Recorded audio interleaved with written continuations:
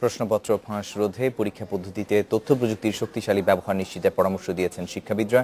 পাশাপাশি আইনে কঠোর শাস্তির বিধান রাখারও দাবি জানান তারা। আর শিক্ষা আইনের শাস্তির বিধান কঠোর করার আশ্বাস দিয়েছেন শিক্ষামন্ত্রী নুরুল ইসলাম নাহিদ। শিক্ষা প্রতিষ্ঠানে ছাত্র সংগঠনগুলোর বাড়াবাড়িতে শিক্ষা কার্যক্রম ব্যাহত, প্রাইমারি থেকে বিশ্ববিদ্যালয় পর্যন্ত শিক্ষক নিয়োগে অনিয়ম, শিক্ষকদের কোচিং বাণিজ্য, এমন নানা কারণে দিনকে দিন পিছিয়ে পড়ছে দেশের শিক্ষা ব্যবস্থা। শিক্ষাক্ষেত্রে সংকটের তালিকায় সম্প্রতি যোগ হওয়া পরীক্ষায় প্রশ্নপত্র ফাঁসের কারণে বিপাকে পড়েছে শিক্ষার্থী অভিভাবকরা। এই অবস্থা থেকে মুক্তি পেতে আন্দোলনে নেমেছে দেশের বিশিষ্ট শিক্ষাবিদরা।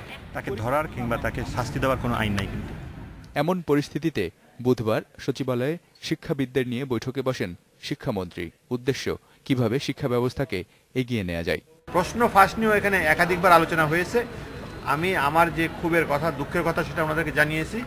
আমাদের মন্ত্রী মহোদয় বলেছেন তারা সর্বাত্মকভাবে চেষ্টা করবেন এবং সবচেয়ে বড় তথ্য প্রযুক্তি ব্যবহার করে ভবিষ্যতে আর কখনো যেন বাংলাদেশে কোনো প্রশ্ন যেন ফাঁস না হয়, সেই বিষয়টি নিশ্চিত করার জন্য তিনি সবার সঙ্গে যোগাযোগ করবেন। আইটির ব্যবহারটা আরও বাড়াতে হবে এবং এই বিশেষ ক্ষেত্রে কীভাবে এই টেকনোলজি ব্যবহার করা যায় সেই কথাটা, এখানে তো আর সবটা বলা যাবে না। শিক্ষামন্ত্রী বলেন, শিক্ষা ব্যবস্থায় কোনো অনিয়মকেই হালকাভাবে নেবে না সরকার।